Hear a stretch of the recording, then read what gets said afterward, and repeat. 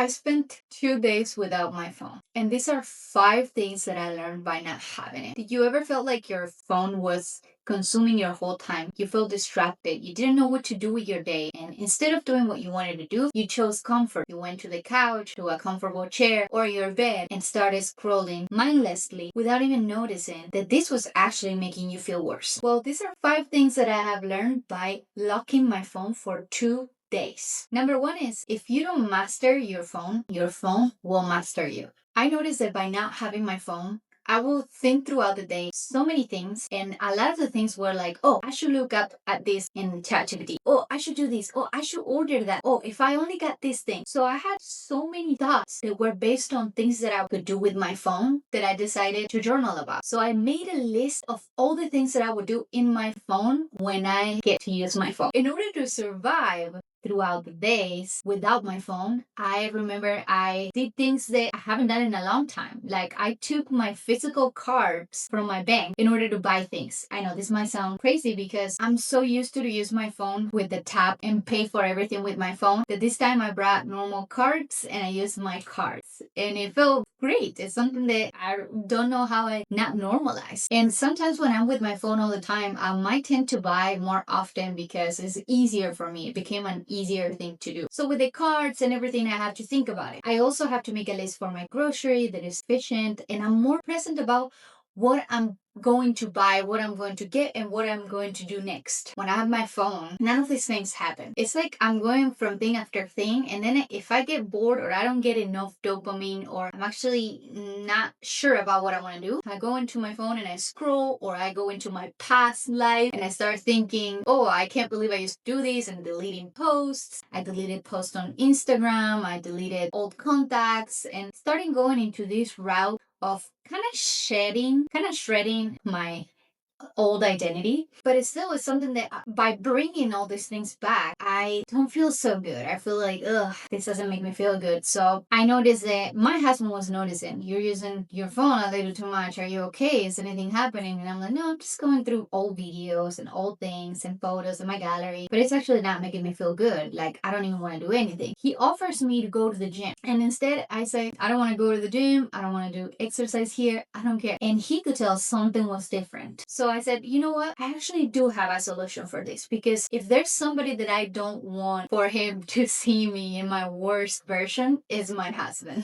I don't like it when he sees me in my worst version and I don't do anything about it. So I decided I'm going to do something about it. I know what works. When I lock my phone, I grab a journal, blank paper, and a pen, and I start making a list, a checklist, go through things. So I did this. By the time I go back to this list, I notice, oh my God, I forgot to do simple things that actually did matter, like getting an appointment for a dog. Today is Monday and I was supposed to do that. And instead, I remember that not only I got pulled into different things and I got distracted, I also made the choice of going into my phone. Also, by being in phone calls with employees and clients, sometimes it could be draining if it's not going the way that you expect. Maybe your employee has a concern, has something happening, the client is unhappy with the product or anything, and these things can be draining. And so your mind and how you feel goes back to what's comfortable, trying to keep you safe, instead of making a video about these things and doing something creative about it and doing what you know is going to be best for you. My mind chose to do what was comfortable. Thankfully, I was able to be more aware, which is the second thing that I learned by not having my phone that helped me. The second thing that I learned by not having my phone is that I am much more aware throughout the day of what I'm thinking, what I'm doing, what's happening. I enjoy way more what I have around. I actually become more grateful that I have plants, simple things like that. Or I enjoy more my journals and my room and what I'm doing. I enjoy more my videos. It's like a reset kind of thing that brings you back to reality. That's a good thing. The second thing, you become more aware about everything around you, and that's makes me feel so much better about the reality I have. Plus, when you go through like old identities or people that you used to watch or anything, it's like, I can't believe I used to compare my life with this person. I can't believe this is what I used to do, that it felt normal. But in the moment also felt like a noisy thing, like, this doesn't feel right. But you don't notice until time goes by and you become more aware. The third thing that I learned by not having my phone is that I am much more connected with everybody than I thought. I thought that it It connected me more with the people that I talk with, but I feel so much better when I get to see them, when I get to talk to them, when I invite them to have coffee, or I see them at the gym, or we schedule a hike or a run together. It just changes everything. Also, it makes it easier for you to plan things. You start planning and doing things where you are more aware of what you have to do and what you want to do, and you're not so confused about what you want. The fourth thing I learned by having my phone locked for 2 days is that I started journaling with colors and using color pens and creating habit trackers and energy trackers and things like that. And by using colors, I noticed that colors actually give you dopamine from the pens, and some of them can be overwhelming, like yellow highlighters. They're neon. For me, it's like it made me dizzy. But opening my journal and seeing what I've done, my creations with colors and draws, made me feel like what I feel when I grab my phone. But this time it's something that I created, something that I enjoy, and it gave me dopamine. And so not only that, I discovered what are the color palettes that I enjoy. And I like autumn colors, I like browns, I like oranges, and I like lilacs and pastel colors like light blue, baby pink, and like orange. So I discovered all of this. I ended up ordering a ton of pens. If you can see them in the background, they're there, and I'm so happy and excited every day to use them. But what happens? I only locked my phone for 2 days. And these 2 days, I was able to learn so much without it. But then I went back to having my phone all the time. So what's funny is that I ordered all of these pens, I ordered the journals, and I got ready for me to do more creations and enjoy my habit trackers and my creations. I also want to create an app. I want to create a software. By the time I got my phone back,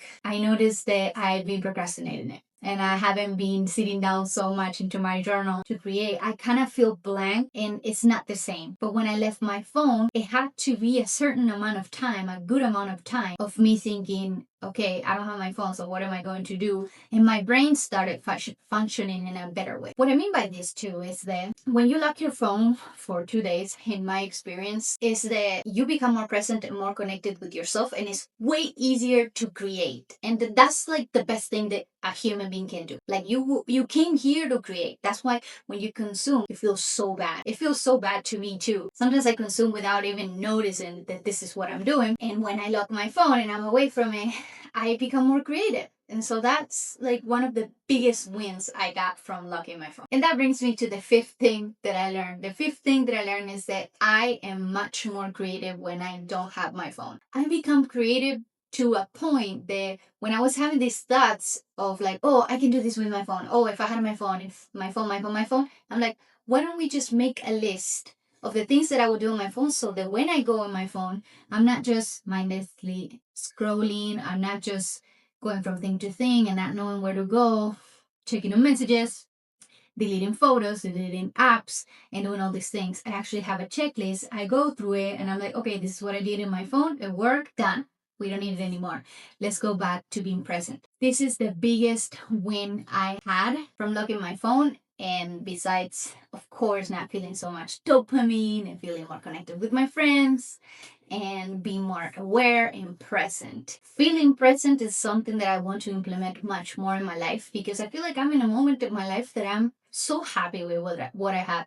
I feel abundance. I feel blessed.